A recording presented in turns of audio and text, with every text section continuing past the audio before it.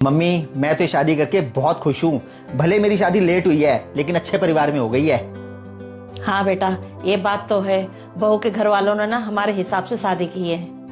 हाँ मम्मी, भाई के ससुराल वालों ने ना शादी में कोई कमी नहीं छोड़ी और भाई के सासुर वो तो बहुत ही सीधे हैं। हाँ प्रीति बेटा, बहू के मम्मी पापा ना बहुत सीधे साधे हैं। ये पता नहीं कैसे तेज निकली। हाँ मम्मी, हमने तो भाभी के ना मम्मी पापा का नेचर देख के तो शादी की थी। पता नहीं भाभी का नेचर ऐसे कैसे निकल गया है। बहन, मैंने अक्सर देखा है कि लड़कियों को ससुराल में एडजस्ट होने में ना थोड़ा सा टाइम लगता है। डॉली भी थोड़े दिन में ठीक हो जाएगी और हमारी फैमिली में एडजस्ट कर लेगी। पता नहीं बेटा, एडजस्ट करेगी या नहीं करेगी। जा प्रीति बेटा, बहू को बोल दे चाय बना के ले आएगी। अरे नहीं नहीं मम्मी, मैं भाभी को चाय बनाने के लिए नहीं बोलूंगी। आज सुबह जब मैं आई थी ना तो सीधा भाभी के रूम में चली गई थी। भाभी मेकअप कर रही थी तो मैंने भाभी को कहा, अरे वाह भाभी, आपके पास तो लिपस्टिक की बहुत अच्छी कलेक्शंस है। हाँ दीदी, ये तो है। मुझे ना लिपस्टिक का बहुत ज्यादा शौक है, पर गलती से ना ये तीनों शेड सेम आ गए। अब तो ये वापस भी नहीं हो पाएंगे। अच्छा, ये वापसी नहीं होंगे? भाभी, ये वाला शेड ना मुझे बड़ा पसंद है। क्या आप ये मुझे दे सकते हो? आपके पास तो वैसे भी एक्स्ट्रा है। एक्स्ट्रा है? दीदी, एक्स्ट्रा होने का मतलब ये नहीं है कि मैं लंगर की तरह इन लिपस्टिकों को फ्री में बांट दूं। भाभी, मेरे कहने का वो मतलब नहीं था। आपका कहने का जो मर्जी मतलब हो, पर मेरे सामान पे ना अपनी नजर रखने की बिल्कुल भी जरूरत नहीं है। मैं उन नई नवेली दुल्हनों में से नहीं हूँ जो शर्मा शर्मी में अपना सारा सामान उठाकर अपनी ननद को दे दे। भाभी, मैंने आपसे एक लिपस्टिक ही तो मांगी थी, इस पे आप इतना चिल्ला रहे हो। अगर आपको नहीं देनी है तो आप मना कर दो। इसमें इतनी बदतमीजी करने की क्या जरूरत है? अच्छा, अब आप मुझे तमीज सिखाओगे? ऐसा है दीदी, मैं बदतमीज हूँ नहीं, पर मैं इस परिवार के लिए ना पूरी बदतमीज हूँ। मम्मी, मुझे बहुत दुख हुआ पर मैंने आपको बताया नहीं। क्या प्रीति बेटा, बहू ने तेरे साथ इतनी बदतमीजी की? अभी तो उसे 20 दिन हुए आए हुए और उसने अभी से रंग दिखाना शुरू कर दिया। बेटा, बहू मुझसे भी बदतमीजी से बात करती है, मगर मैंने तेरे से कभी नहीं बताया। कमाल है मम्मी, मैं तो सिर्फ ये सोचता था कि डॉली सिर्फ मुझसे बदतमीज से बात करती है। मुझे तो अब पता चला है कि आप दोनों से भी इतनी बदतमीज से बात करती है ये। मम्मी, मेरे तक तो ठीक था लेकिन आप दोनों की इंसल्ट सहन नहीं कर सकता मैं।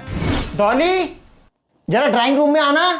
चलो ठीक है मम्मी, मैं आपसे बाद में बात करती हूँ, मुझे अंदर बुला रहे हैं।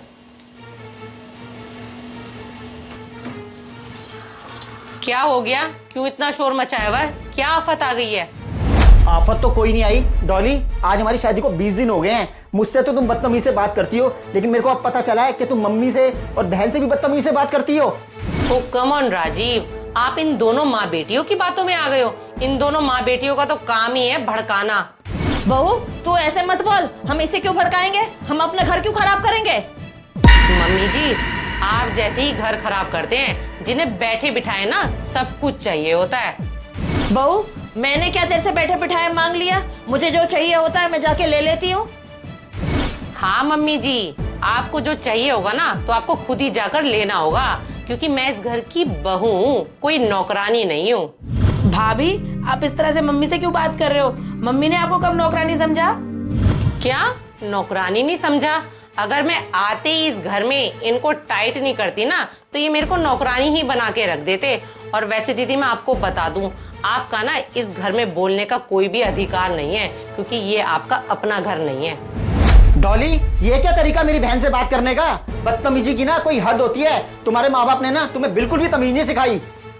ओ मम्मा बॉय, आवाज थोड़ी नीचे करके बात करो। और क्या कह रहे हो कि मेरे मम्मी पापा ने मुझे तमीज नहीं सिखाई? वैसे तमीज ना तुम तीनों को सीखने की जरूरत है। मैं तो कुछ भी बदतमीजी नहीं कर रही तुम लोगों के साथ, जितनी बदतमीजी तुम तीनों ने मेरे सीधे साधे माँ बाप के साथ की है। डॉली, वैसे हमने कौन सी ऐसी बदतमीजी कर दी तुम्हारे सीधे साधे माँ बाप के साथ जो तुम हमसे ऐसे बिहेव कर रही हो? अच्छा मम्मा बॉय, आप इतनी जल्दी भूल गए हो? अभी तो हमारी शादी को सिर्फ 20 दिन ही हुए हैं, पर जो आप लोगों ने मेरे और मेरे मम्मी पापा के साथ किया है ना, मैं पूरी जिंदगी भर नहीं भूल सकती हूँ। बहू, ये क्या गोल गोल बातें किए जा रही है? सीधे सीधे क्यों नहीं बता रही है? अच्छा मम्मी जी, आपको सीधे सीधे सुनना है तो फिर सुनो। आपको तो बहुत अच्छे से पता है कि मेरे माँ बाप की फाइनेंशियल कंडीशन अच्छी नहीं है। जब से हमारा रिश्ता हुआ है ना, आप लोगों की कोई ना कोई डिमांड ना आती रही है। और मेरे मजबूर माँ बाप अपनी इज्जत बचाने के लिए आप लोगों की सारी डिमांड पूरी करते रहे। और जब आप मुझे देखने आए थे, आप लोगों ने क्या कहा था कि हमें सिर्फ और सिर्फ आपकी बेटी चाहिए और हमें कोई भी दान दहेज नहीं चाहिए। तो हमें कुछ नहीं चाहिए, कुछ नहीं चाहिए, सिर्फ आपकी बेटी चाहिए के नाम पर ना आपने मेरे पापा की पूरी जीवन भर की कमाई ना लूट लिया है। और यहाँ तक कि अब मेरे पापा कर्जे में आ गए हैं आप लोगों की वजह से। और यहाँ तक कि मेरे पापा के पीछे पड़ के ना आपने हमारी शादी महंगे बैंकेट हॉल में करवाई। और ये जो आपकी बेटी खड़ी है ना, ये मेरे पापा के साथ स्पेशली दहेज का सामान खरीदने के लिए गई थी। और क्या कह रही थी मेरे पापा से कि अंकल जी हमें ना फर्नीचर अपने स्टैंडर्ड के हिसाब से चाहिए। और आपकी इस बेशरम बेटी ने ना महंगे से महंगे सामान पर हाथ रखा और मजबूरन मेरे पापा ने वो सारा सामान आपको लेकर दिया। उसके बाद भी आप लोगों के लालच का घड़ा फिर भी नहीं भरा। आपने शादी के 2 दिन पहले ही हमसे 14 लाख की क्रेटा गाड़ी की डिमांड कर दी। और आपकी खड़े पैर 14 लाख की क्रेटा गाड़ी की डिमांड सुनते ही ना मेरे पापा की तबीयत खराब हो गई थी और यहाँ तक कि उनकी सांसें तक रुकने वाली थी। आप लोगों को तो बहुत अच्छे से पता है, 2 दिन पहले हमारी हल्दी चल रही थी। सारे रिश्तेदार मेरे घर पे इकट्ठा हो रखे थे। मेरे पापा ने सारे रिश्तेदारों के आगे और अपने दोस्तों के आगे गिड़गिड़ाकर पैसे मांगे, तब जाकर 4 लाख का इंतजाम कर पाए मेरे पापा। और बाकी के 10 लाख रुपए मेरे पापा ने 3% ब्याज पर लिए, तब जाकर आपकी चमचमाती क्रेटा गाड़ी आई। राजीव, मैंने तो शादी के लिए तभी मना कर दिया था जब आप लोगों ने 14 लाख की क्रेटा गाड़ी की डिमांड करी, पर मेरे पापा की तबीयत खराब होने की वजह से मुझे मजबूरन ये शादी करनी पड़ी।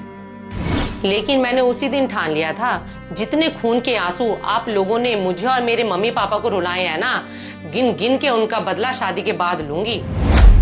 राजीव, हमारे देश की बहुत सी ऐसी लड़कियां हैं जो दहेज की वजह से या तो खुदकुशी कर लेती हैं या तो उनके ससुराल वाले उनको जान से मार देते हैं। लेकिन राजीव, मैं उन कमजोर बहुओं में से नहीं हूँ जो दहेज लोभियों के आगे अपने घुटने टेक दे। अब मैं आप तीनों को बता देती हूँ, जो जो चीजों की डिमांड आपने मेरे पापा से जबरदस्ती की है ना, उन सारी बातों की रिकॉर्डिंग मेरे पास है।